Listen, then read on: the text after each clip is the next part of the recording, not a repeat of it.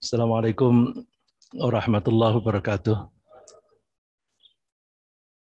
Alhamdulillahirabbil alamin.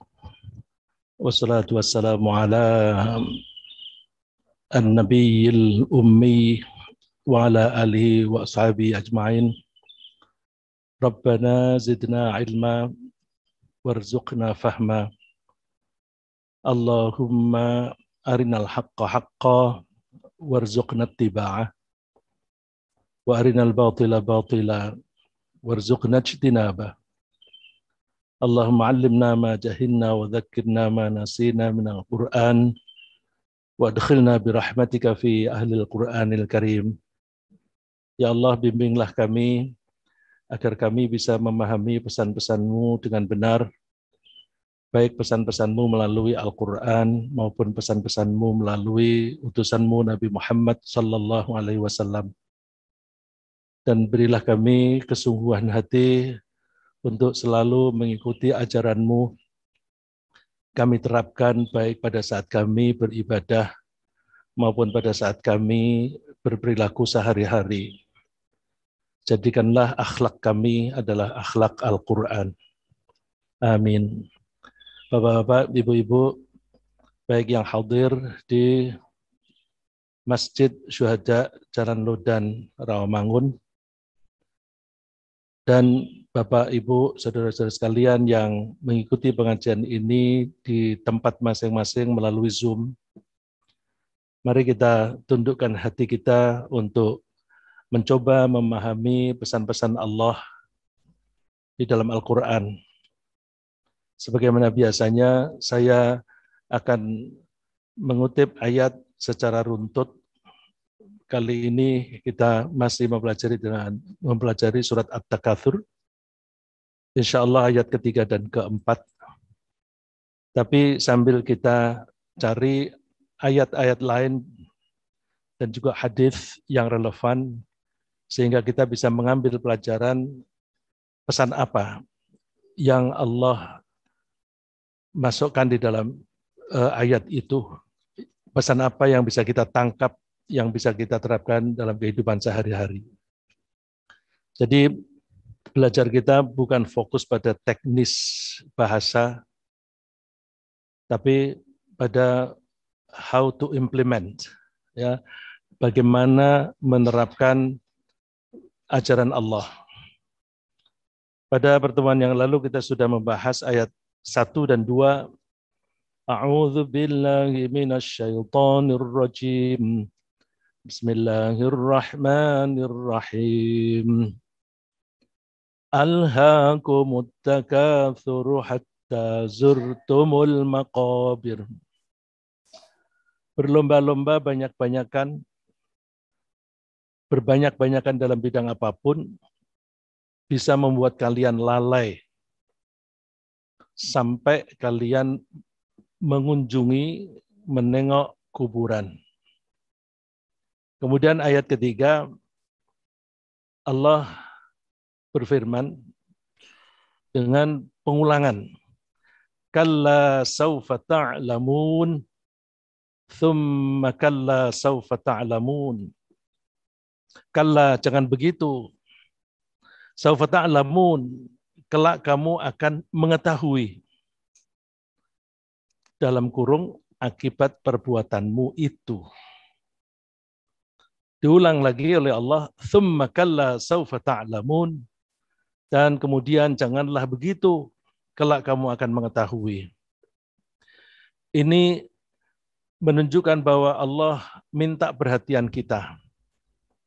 Kok sampai Allah minta perhatian kita? Karena kita ini seringkali kurang mau memperhatikan pesan-pesan dari pihak lain. Dari teman sendiri, dari orang tua, atau bahkan dari Allah. Oleh karena itu, ketika Allah akan memberi nasihat kepada kita dicentil dengan pemberitahuan bahwa kalian akan mengetahui dan itu diulang lagi. Dan ini menunjukkan bahwa apa yang dibahas di depan berbanyak-banyakan, misalnya dalam harta, berbanyak-banyakan dalam mencari dukungan politik, berbanyak-banyakan dalam mencari follower, berbanyak-banyakan dalam mencari murid pengajian, dan sebagainya, itu bisa membuat kita lalai. Lalai terhadap apa? Terhadap apa yang akan dibahas oleh Allah di ayat-ayat berikutnya. Kalla saufa ta'lamun, jangan demikian. Jangan kalian berbanyak-banyakan harta dan sebagainya. Kalian nanti akan mengetahui. Pemberitahuan untuk apa yang perlu kita ayat-ayat berikutnya, yaitu bahwa kita suatu saat akan dibangkitkan kembali dan diminta pertanggungjawaban. Nasib kita terkait atau berhubungan dengan apa yang kita lakukan selama kita hidup di dunia. Saya ingin fokus dulu di pemahaman kalla saufa ta'lamun, thumma kalla saufa ta'lamun. Allah memberi peringatan kepada kita dengan pengulangan tentang apa yang terjadi di masa yang akan datang. Pengulangan ini wajar, karena memang kebanyakan manusia tidak mengetahui atau tidak mau mempelajari apa yang mungkin terjadi di masa depan. Saufa ta'lamun, kalian akan mengetahui. Berarti kita disuruh menaruh perhatian pada apa yang terjadi di masa datang. Ini pesan yang bisa kita ambil antara lain bahwa orang Islam harus future oriented, berorientasi ke depan. Umumnya kita berorientasi kekinian, hanya sekarang. Aku maunya sekarang. Aku kepengen kaya sekarang. Aku kepengen hidup sekarang. Tidak memikirkan bagaimana nasibmu besok di akhirat. Jadi yang dipikiri hanya sekarang, sekarang, sekarang. Dan karena tidak bisa melihat ke depan, maka yang dilihat sekarang dan dengan kaitannya dengan masa lalu. Masa lalu, apapun yang terjadi, itu lebih mendapatkan perhatian dibanding dengan masa yang akan datang. Contohnya begini, kalau kita menghadapi suatu problem, suatu masalah dalam kehidupan, banyak orang perhatiannya ke siapa yang membuat ini, siapa yang memfitnah, gara-gara apa atau gara-gara siapa sampai hal ini terjadi. Kalau kita memperhatikan suatu problem yang ada sekarang dikaitkan dengan yang lalu, maka kita punya kecenderungan menuduh-nuduh atau mengira-ngira siapa yang menyebabkan. Kalau kita menuduh dengan prasangka, maka kemungkinannya salah. Dan kalau tuduhannya itu negatif, maka akan muncul kebencian dan permusuhan. Akhirnya, kita tidak sempat memikiri ke depan. Oleh karena itu, jangan tenggelam dengan masa lalu. Kalau ada problem, jangan tenggelam pada problem itu sendiri dan apa penyebabnya, tapi lebih ke bagaimana solusinya. Solusi itu di depan. Bagaimana ini mengatasi hal ini? Maka ajaran Rasulullah Sallallahu Alaihi Wasallam adalah jangan pernah mengatakan seandainya dulu. Kalian jangan mengatakan lau, seandainya dulu. Katakan, itu qadarullah. Itu sudah ditentukan oleh Allah. What is done is done. Apa yang sudah terjadi, sudah terjadi. Kita tidak bisa mengubah dan itu adalah ketentuan Allah dan kita harus ridho dengan ketentuan Allah karena ketika Allah menciptakan sesuatu pasti ada hubungan sebab akibat. Sebab akibat itu bisa dirunut yang ujung-ujungnya adalah kesalahan kita sendiri. Maka kita mesti melihat so what? Bagaimana kita melihat ini? Solusinya apa? Ya udah terlanjur terjadi begini. Yang penting ke depannya bagaimana? Kita melihat kejadian sekarang untuk dianalisa Analisanya, orientasinya tidak pada masa lalu, tapi masa yang akan datang. Ya, bukan analisa siapa yang bikin, gara-gara siapa, bukan. Tapi analisanya bagaimana cara mengatasi ini, apakah bisa disingkirkan atau bisa di-override, diatasi, atau bahkan dimanfaatkan dengan sebaik-baiknya. Problem itu bisa dimanfaatkan untuk kebaikan. Ya. Problem itu kita sering menganggap sesuatu yang buruk. Padahal tidak semua yang buruk itu buruk. Kadang-kadang kita mengatakan itu buruk. Karena apa? Kita menilai sesuatu itu baik atau buruk, ukurannya kepentingan kita. Ukurannya kepentingan kita. Kalau Allah, ukurannya komprehensif. Maka keputusan Allah pasti benar, pasti baik. Tapi kalau kita, seringkali barang yang baik kita anggap buruk. Ya. Misalnya, ada orang yang sakit, ada yang tidak sakit. Sakit itu memang problem. Tapi seringkali sakit itu mendatangkan manfaat. Ketika seseorang sudah tua sakit, anaknya biasanya tidak pada peduli, lalu terus pada sering pulang kampung nengok orang tua, misalnya begitu. Dengan seseorang itu sakit, maka itu membuka lapangan kerja bagi para dokter dan para perawat. Mohon maaf, dokter, ini di depan saya ada 2 dokter. Ada problem dalam pendidikan kita. Pendidikan misalnya bahasa Inggris. Pendidikan bahasa Inggris kita itu problemnya banyak sekali. Tapi di dalam problem itu ada lapangan kerja bagi para mahasiswa dan para lulusan untuk memberi les bahasa Inggris. Kalau anak-anak itu pelajaran bahasa Inggrisnya bagus, bagus semuanya, nggak ada yang butuh les. Jadi kita selalu ke depan. Untuk melihat ke depan itu dibutuhkan kecerdasan. Ketika Rasulullah ditanya, man akhyasun nas, siapakah orang yang paling cerdas? Jawaban Rasulullah, orang yang selalu ingat akan mati. Kenapa mati? Mati itu masa yang akan datang. Dan setelah kematian, kita akan dibangkitkan lagi dan akan diminta pertanggungjawaban. Maka orang yang cerdas adalah orang yang mempunyai visi jauh ke depan.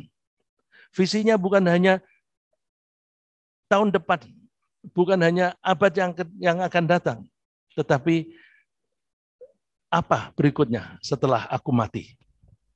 Jadi visi itu dari kata vision. Vision itu pandangan. Pandangan itu kalau kita mengatakan pandangan seringkali kaitannya dengan mata. Mata bisa melihat dekat, bisa melihat jauh. Kalau kemampuan melihat dekat lebih baik, kemampuan melihat jauh, itu maka perlu dibantu dengan lensa minus. Dan sebaliknya, perlu dipakai bantuan. Yang mata yang sehat, yang baik adalah yang ketika melihat dekat jelas dan melihat yang jauh itu jelas. Akal yang baik, yang mempunyai visi, pandangan melihat kejadian yang ada sekarang itu jelas, dia bisa menganalisa, dan dia bisa memperkirakan what may happen, apa yang mungkin terjadi di waktu yang akan datang. Misalnya sekarang ini, kita lihat diri kita apakah betul-betul beriman. Kalau orang yang beriman itu, apapun yang dilakukan hanya dalam rangka menyenangkan Allah. Apapun yang dilakukan. Kita sholat jelas. Tapi ketika kita makan, kebanyakan orang makan bukan dalam rangka mencari ridho Allah, tapi sekedar mengatasi kelaparan. Lapar. Dan orang yang lapar itu perlu makan. Itu insting. Udah lapar, makan. Orang yang beriman tidak begitu. Aku ini ditugasi oleh Allah. Ditugasi yang sederhana sholat. Saya tidak bisa sholat kalau kelaparan. Juga kalau saya sebagai bapak atau kepala rumah tangga, saya ditugasi oleh Allah untuk memberi nafkah kepada istri dan anak. Aku tidak bisa memberi nafkah kalau aku tidak bekerja. Aku tidak bisa bekerja kalau aku tidak sehat. Aku tidak bisa sehat kalau tidak makan dan minum teratur.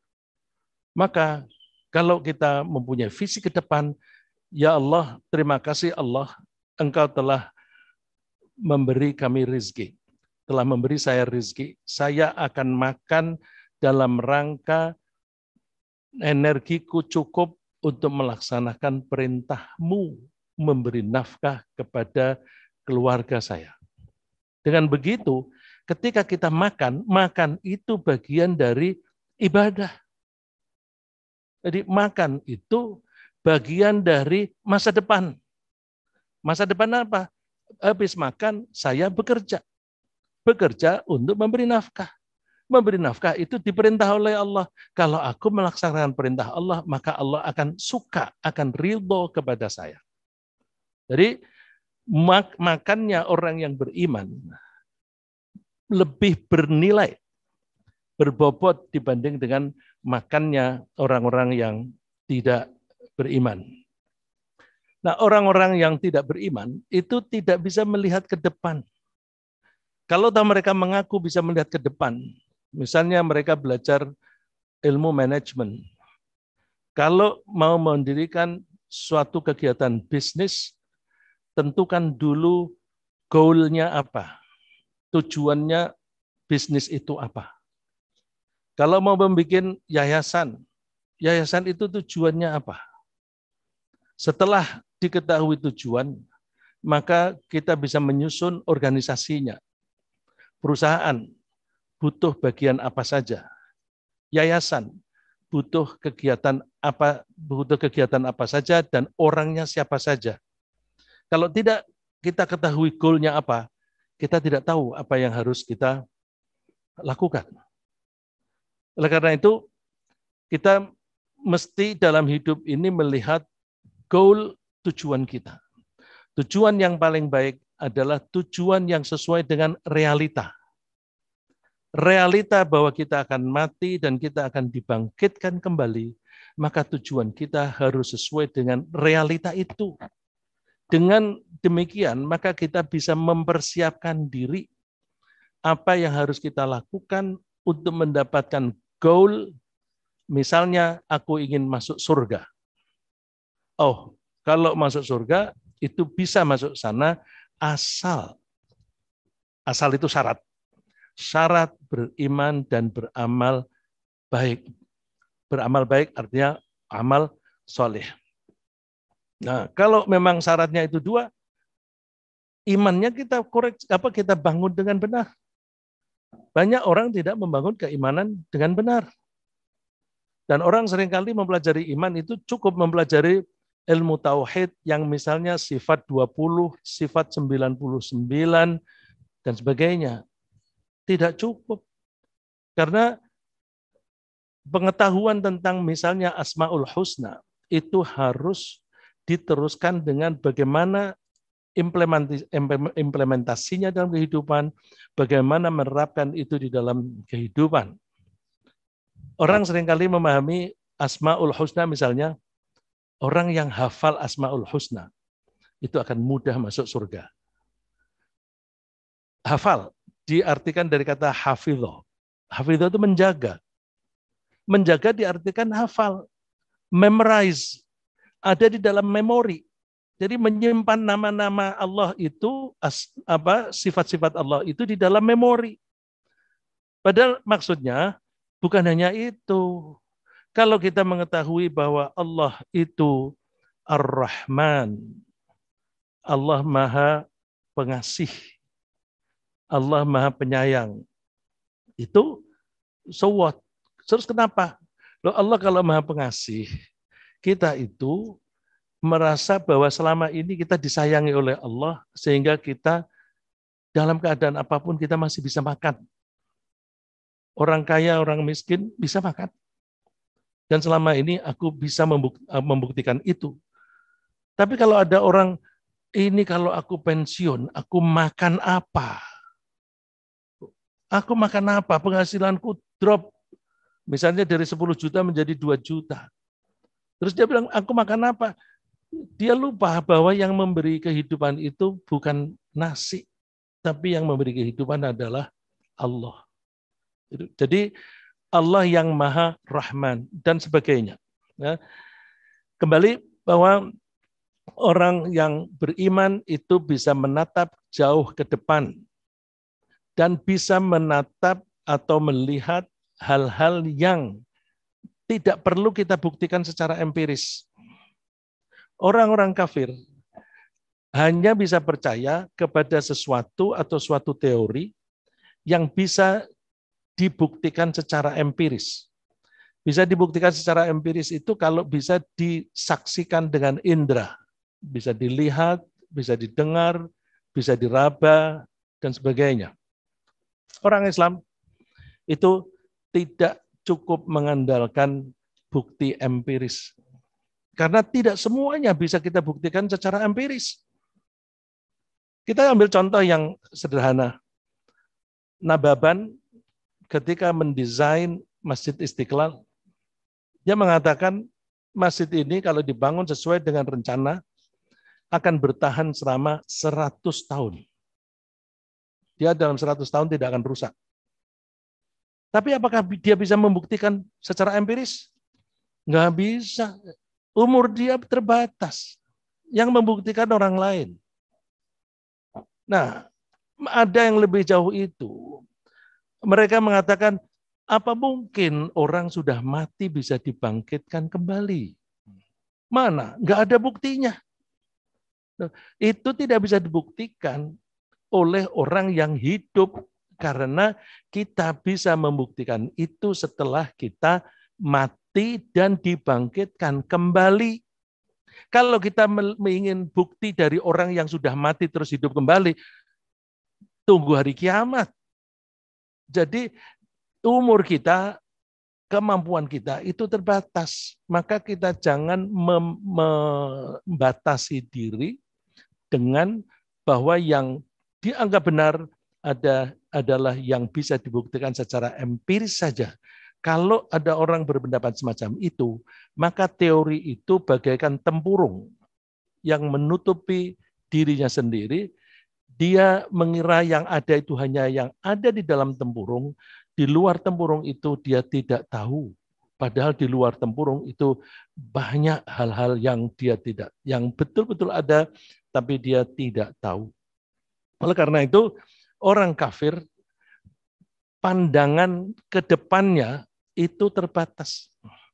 Terbatas karena dibatasi oleh teori mereka sendiri. Oleh karena itu, kalau kita mau mempelajari hal-hal yang kita mengakui benar atau salah, maka kita mesti mempelajari ada yang dari informasi, ada yang dari hasil pengamatan. Kalau kita mempelajari ilmu, maka ada ilmu yang bisa kita peroleh berdasarkan informasi, kemudian informasi itu kita olah. Kita seringkali kalau belajar di perpustakaan, membaca buku, buku itu informasi, terus teori yang ada di situ kita kembangkan lebih lanjut. Bisa juga kita melihat kenyataan, kemudian kenyataan itu kita analisa dengan research dan sebagainya, kemudian kita ambil kesimpulan. Itu insya Allah akan dibahas di ayat berikutnya, kalla law ta'lamuna ilmal yaqin. Jadi kita bisa meyakini sesuatu cukup dengan ilmu pengetahuan. Orang-orang kafir ilmunya terbatas. Karena itu tadi, karena mereka terbatas, maka ilmu mereka hanya sebatas kehidupan di dunia. Mereka mengatakan, wa qalu ma hiya illa hayatuna dunya namut wa nahya wa ma yuhlikuna illa ad-dahr. Mereka mengatakan hidup ini hanya hidup di dunia ini saja. Namut wa nahya, dulu kita mati, tidak mempunyai roh. Sebelum ditiupkan roh pada janin, kita mati. Wa nahya, dan kita hidup. Besok kita mati. Wa ma yuhlikuna illa dahr. Tidak ada yang bisa membuat kita mati kecuali umur, masa. Ya kalau masanya sudah habis, mati. Itu aja. Wa ma lahum bidzalika min ilm. Mereka tidak punya ilmu tentang itu. Karena apa? Mereka hanya membatasi diri dengan apa yang mereka lihat sekarang dan di sini. Inhum illa yadhunnun. Mereka berpikir hanya berdasarkan prasangka. Prasangka ini adalah suatu imajinasi yang perlu dibuktikan kemudian. Nah, mereka mengatakan bahwa ya itu kan hanya prasangka-prasangka saja. Allah menyatakan inhum illa yadhunnun. Kemudian Allah menerangkan balid daraka ilmuhum fil akhirah. Ilmu mereka tidak bisa menjangkau ke kehidupan di akhirat. Karena mereka butuh bukti mana kehidupan di akhirat. Allah itu kalau menunjukkan bukti itu tidak harus semuanya ditunjukin apa yang sebenarnya ada. Seringkali Allah itu hanya mengambil 1-2 orang untuk mengalami sesuatu kejadian itu, kemudian orang itu diharapkan bercerita kepada orang lain. Contohnya misalnya, orang yang akan mati, kemudian mati, dia rohnya akan pergi dari badannya, terus akan pergi ke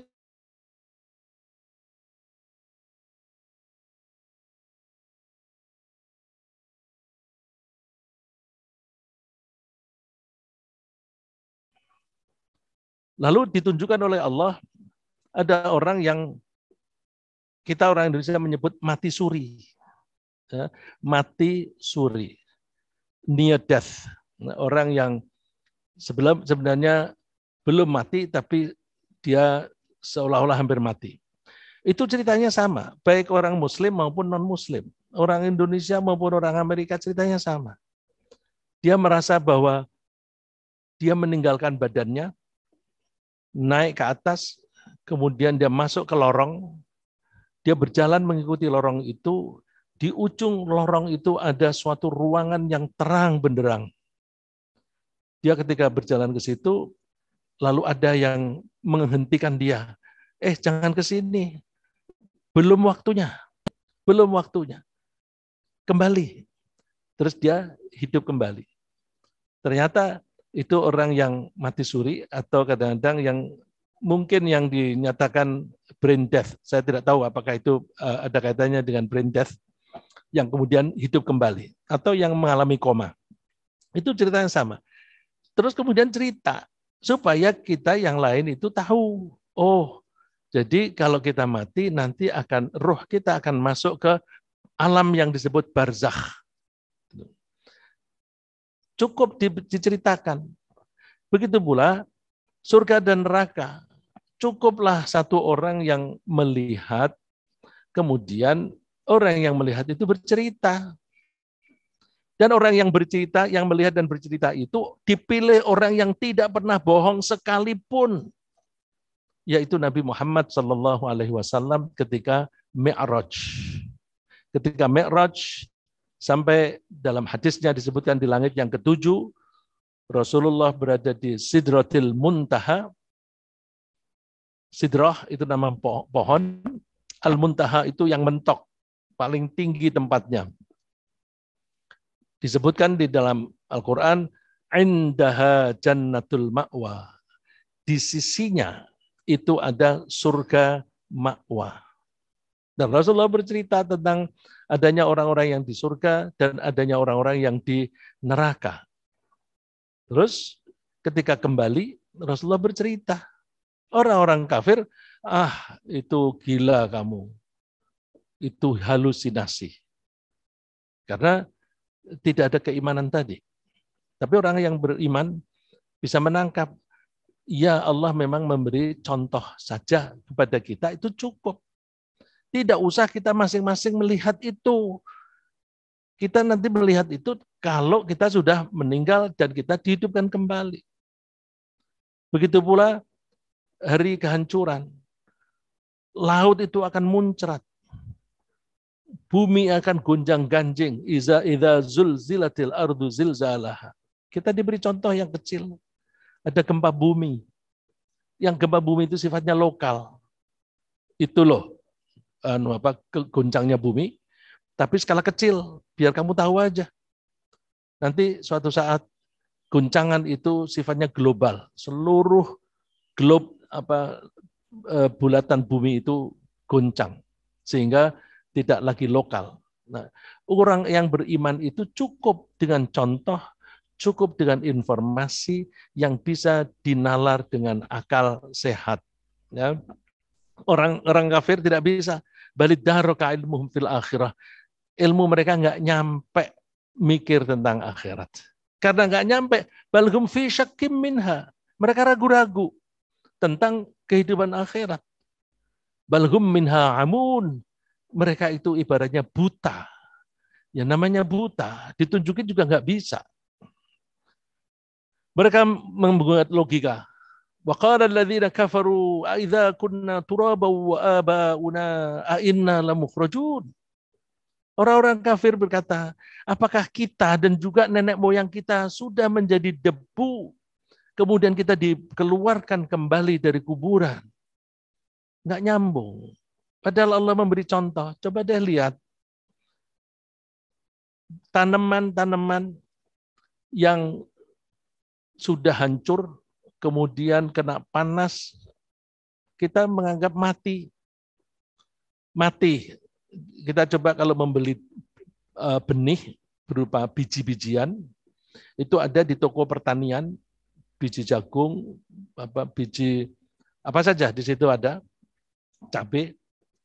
Kalau kita menyimpannya terlalu lama, biji-bijian itu nggak tumbuh lagi. Padahal biji-bijiannya masih utuh.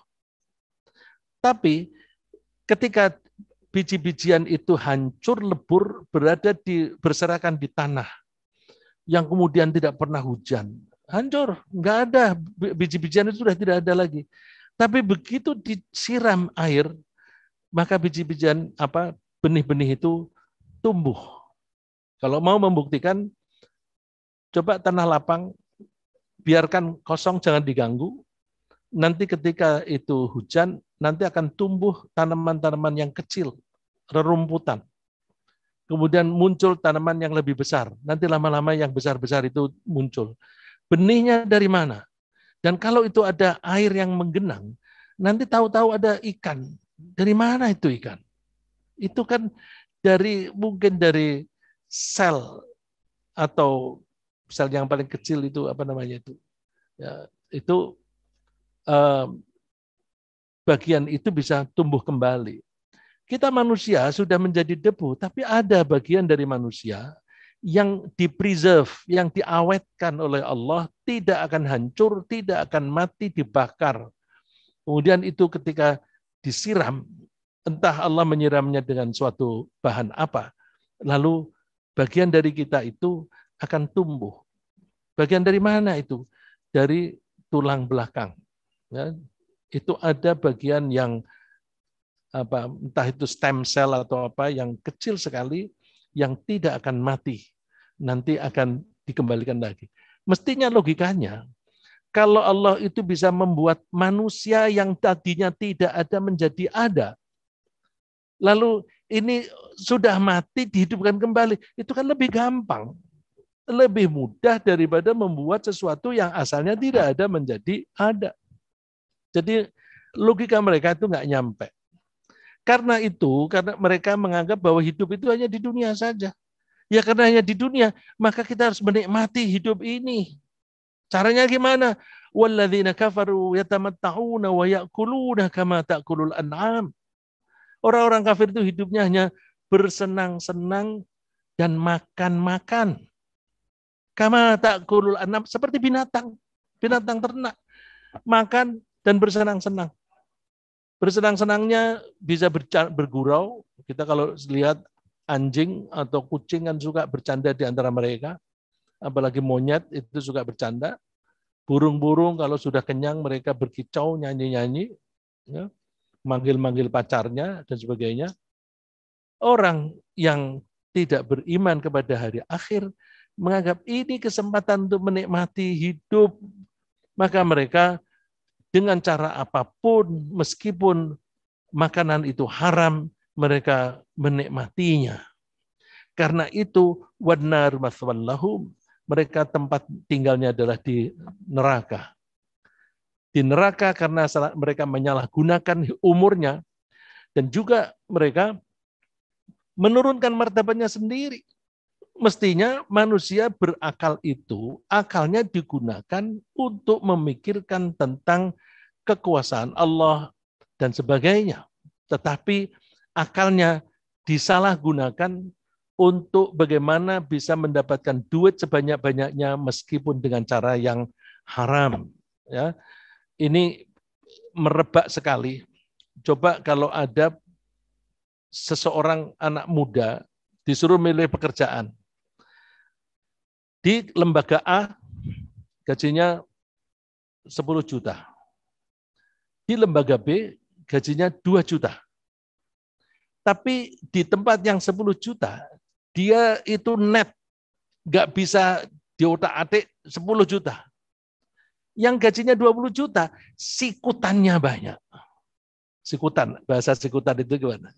Jadi nyikut sana, nyikut sini, hasilnya bisa 100 juta. Pilih mana anak muda itu? Gajinya 2 juta, tapi sikutannya bisa menghasilkan 100 juta. Atau pilih yang 10 juta. Coba kita tawarkan 10 anak. Kira-kira sebagian besar milih yang mana? Yang 2 juta tapi ada sikutan.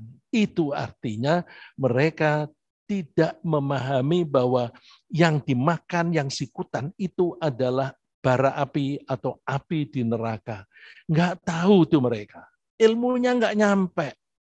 Mereka taunya hanya sekarang dan di sini. Maka kalau dikatakan wanar maswallahum, nerakalah tempat mereka itu pantas. Sikap kita gimana? Ya udah, memang mereka itu susah dikasih tahu, nggak paham-paham, ya, malah memusuhi kita. Memusuhi, dianggap kita menghalang-halangi mereka. Orang jahat pasti memusuhi orang Islam. Ya, istilahnya orang jahat itu kalau dari Al-Quran, al-mujrimun. Al-mujrimun itu orang yang suka berbuat dosa. Semua nabi pasti dimusuhi oleh al-mujrimun. Karena apa? Nabi itu menghalang-halangi mereka berbuat kriminal. Mengurangi timbangan atau bergaul dengan sesama lelaki. Itu mereka menyukai itu. Maka orang yang melarangnya seperti Nabi Lot, ancamannya udah usir aja atau dikira rajam. Nabi Ibrahim malah bakar saja. Nah itu kan zarhum, udah biarkan aja mereka. Kalau mereka memang tidak bisa dinasihati, biarkan saja. Loh kalau biarkan saja itu nggak usah kita ikut-ikutan maki-maki. Mereka maki-maki pada kita, terus kita ikut maki-maki. Artinya mereka berbuat buruk kepada kita. Perbuatan buruk mereka memancing kita untuk berbuat buruk. Mereka maki-maki kita, kita balas maki-maki. Apa artinya kita beriman? Orang yang tidak beriman itu bagaikan cermin. Jadi kalau cermin itu memantulkan, kalau yang menyinari dia itu sinarnya merah, maka yang dipantulkan merah. Yang ke arah dia itu biru, maka yang dipantulkan biru.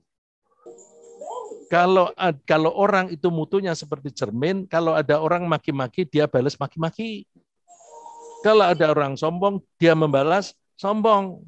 Orang Islam tidak begitu. Orang Islam itu bisa meredam. Wa yadra'una bil hasanatis sayyi'ah. Orang boleh maki-maki kita, tapi kita tidak membalas. Jadi kejahatan orang tidak memancing kita berbuat jahat. Nah, tapi seringkali kita itu kepancing, diprovokasi, lalu terus kita ikut-ikutan. Udah, dharhum, biarkan aja mereka ya'kulu wa yatamatta'un. Ya'kulu wa yatamatta'u, biarkan mereka itu makan-makan dan bersenang-senang. Udah. Wa yulhihimul amal, dan biarkan mereka itu lalai. Ini ada kaitannya dengan alhaakumut takatsur. Mereka lalai al-amalu dikarenakan angan-angan kosong mereka. Angan-angan kosong. Mereka tidak menganggap kosong. Lihat, kami menjadi kaya. Kami menjadi pejabat tinggi. Mereka tidak menganggap kosong. Kita menganggap kosong karena apa? Besok itu perilaku kita itu ditimbang di akhirat. Ada yang berbobot, ada yang tidak berbobot. Kalau amal baik, pasti berbobot. Weighted, ya, berbobot. Amal yang tidak baik atau tidak didasari keimanan, dia itu tidak ada bobotnya. Maka misalnya orang-orang itu merasa banyak perbuatan baiknya, segunung, tapi gunungnya tidak ada bobotnya. Ini satu bukit, tetapi berbobot. Mana yang untung? Yang berbobot. Dari kita orang Islam memilih pekerjaan, tindakan yang ada bobotnya. Fasaufa ya'lamun, mereka akan melihat sendiri.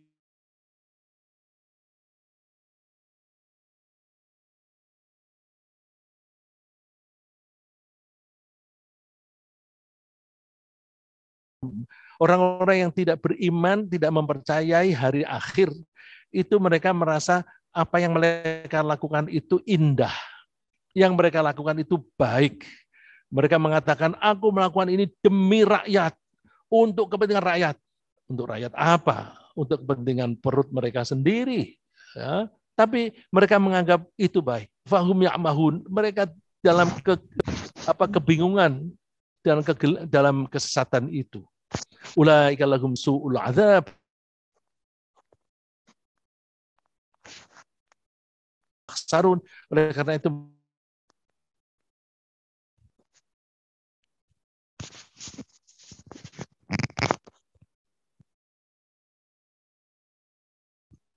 ternyata yang mereka anggap baik itu di sana tidak ada value-nya, tidak ada weight-nya, tidak ada bobotnya.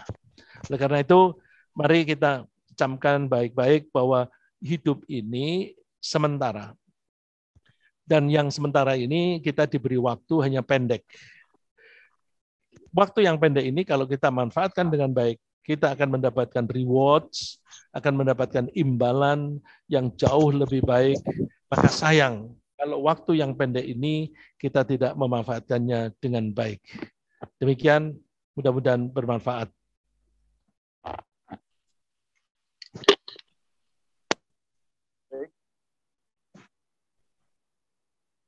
Baik, jazakallah khairan katsiran kepada guru kita, Pak Ustaz Riksa Abdullah.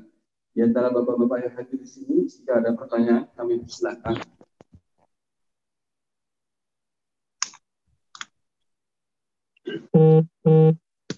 Assalamualaikum. Waalaikumsalam. Saya merasa tersentuh. Sampaikan dulu Pak Ustaz bahwa mereka musuh-musuh Islam itu selalu mendapatkan bukti empirik dan bagaimana sikap kita sebaiknya menghadapi yang saya sebut ini perang juga, perang pemikiran, termasuk usul fikri.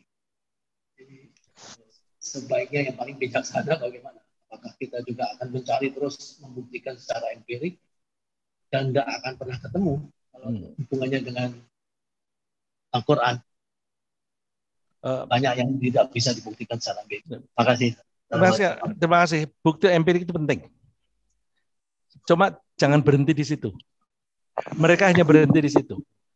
Kita harus melanjutkan. Bukti empiris selalu penting karena Allah memerintahkan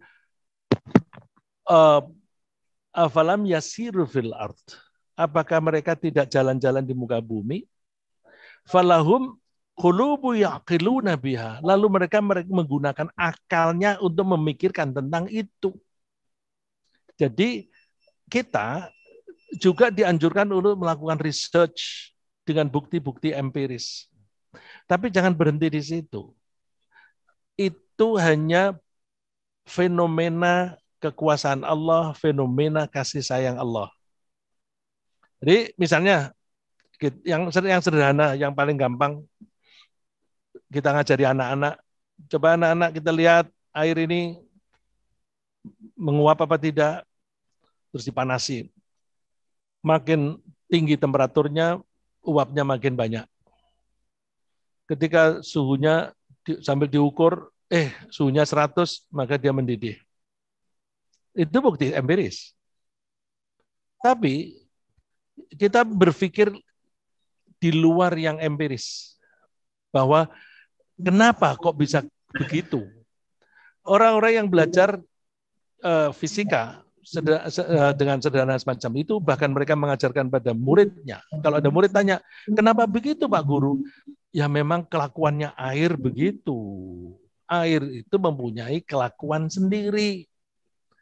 Kalau dikatakan demikian, berarti guru itu menganggap air ini pinter. Tahu, aku ini suhuku sudah 100, maka ini waktunya aku mendidih. Aku diturunkan suhunya sampai 0. Ini sudah waktunya aku harus beku. Pinter amat. Gak mungkin, pasti ada yang bikin. Karena dia tidak punya akal. Terus berpikir, pasti ada yang bikin. Kalau yang bikin itu siapa? Allah. Kalau Allah yang bikin, pasti punya tujuan. Kalau Allah berbuat sesuatu tanpa tujuan, itu Allah gila. Dan tidak mungkin Allah gila. Ya, manusia saja berbuat sesuatu tanpa tujuan, itu gila. Lihat saja, orang senyum-senyum sendiri. Senyum sendiri tujuannya apa? Nggak ada, senyum sendiri aja.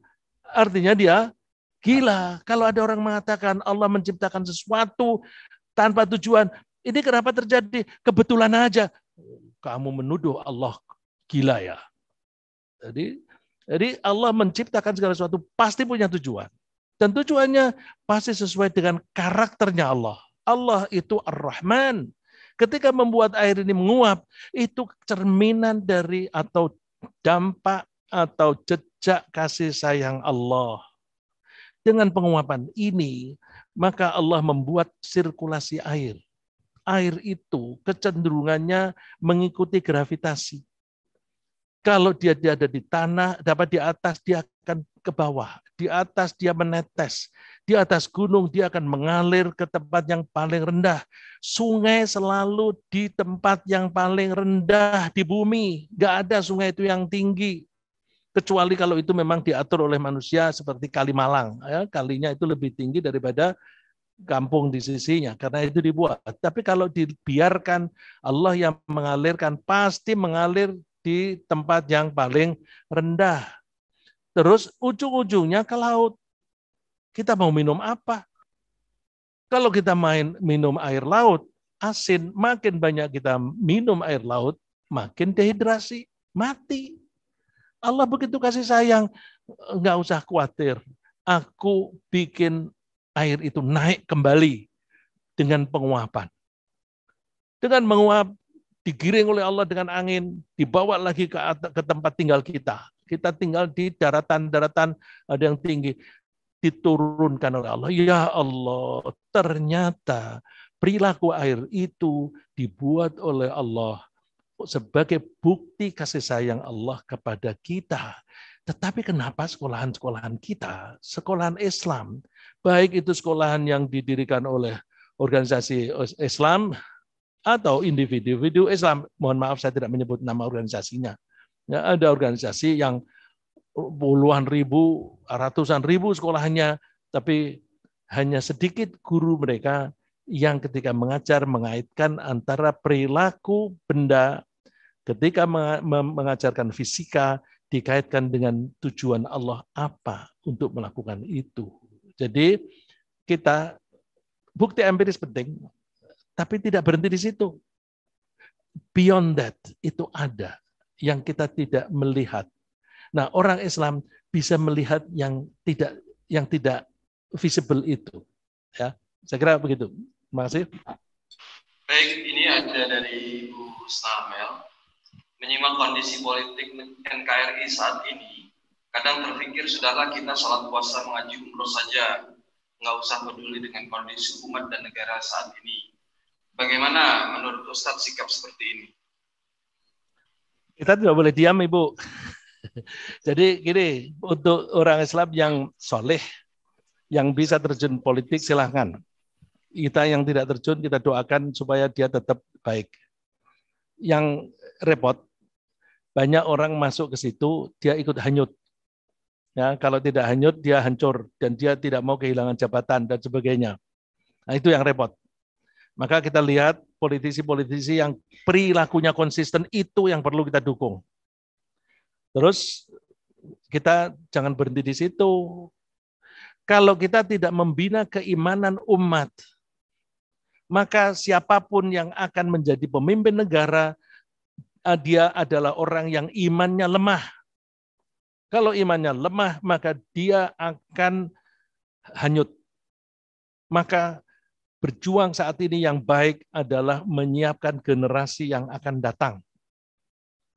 Saya dan kita mestinya memilih di bidang kita masing-masing. Saya memilih bidang Quran. Ya, saya memilih bidang Quran. Saya memilih ingin membina anak-anak supaya makin banyak yang menghafal Al-Quran dan mereka fokus di Al-Quran. Yang kita lihat banyak anak-anak yang menghafal Al-Quran sebagai sarana untuk memperoleh sesuatu yang lain. Kenapa? Sekarang makin banyak universitas yang menawarkan beasiswa atau menggratiskan mahasiswa yang hafal Quran. Atau ada lembaga yang kalau mau menghafal Quran di sini nanti akan dikirim ke luar negeri dengan beasiswa. Jadi menghafal Al-Quran digunakan sebagai sarana untuk mendapatkan beasiswa. Jadi hafal Quran sebagai sarana. Saya tidak mau begitu. Saya maunya Quran tujuan. Menghafal Quran dan kamu nanti bekerja di bidang Al-Quran. Maka yang kita lakukan, kita bikin pesantren, udahlah kamu nggak usah kerja yang lain-lain. Nggak usah kamu belajar keterampilan yang lain. Yang kamu pelajari keterampilan menguasai ilmu Al-Quran dengan baik, terus kamu mengajar di bidang itu, dan kita pikirkan kesejahteraan mereka. Kita pikirkan kesejahteraan mereka. Karena kalau sudah selesai belajarnya dengan baik, kita fasilitasi, kita bikinkan, kita carikan, kalau kita carikan berarti orang lain yang menyediakan, atau kalau tidak ada orang lain, kita ciptakan pekerjaan yang kita bisa memberi mereka gaji yang tinggi, supaya mereka tidak kepingin bekerja yang lain. Coba lihat banyak masjid-masjid yang imamnya atau muadzinnya mahasiswa. Mereka ingin tinggal di masjid supaya bisa gratis dan bahkan mendapatkan uang, terus mereka kuliah sambil menghafal Quran atau sudah hafal Quran. Nanti setelah dia lulus, dapat ijazah sarjana, ijazahnya ini dipakai untuk mencari pekerjaan. Begitu dapat pekerjaan, masjidnya ditinggal. Lalu siapa yang ngurus masjid? Yang bisa mengurus masjid adalah orang-orang yang menghafal Al-Quran dan maunya karirnya ya di masjid. Itu sulit. Maka kita coba cari anak-anak yang mau seperti itu. Ya. Dan alhamdulillah respon masyarakat bagus. Ini sudah ada beberapa orang yang menawarkan rumahnya dipakai untuk rumah tahfidz. Dan kita coba. Ya. Tempo hari ada orang Kemayoran, Ustaz, tolong kami bikinkan cabang, bikinkan rumah tahfidz. TPQ sudah ada yang belajar 130 anak. Tapi kami ingin bagian tahfidz, tapi kita tidak punya biaya. Oke, kita sediakan gurunya, dan kalian tidak butuh membiayai kami. Dan tolong, santrinya jangan dipungut uang sepeser pun. Kalau di TPQ dipungut 10.000, 15.000, 20.000, itu di Kemayoran, di Jakarta. 10.000 itu nunggak sampai 6 bulan. Ini Dr. Taka melihat, saya ke sana. Ya, saya bilang untuk tahfidz jangan dipungut serupiah pun, gratis. Dan gurunya kita sediakan, nanti uang transportnya kita yang menyediakan. Seolah orang kaya. Enggak, saya tidak kaya.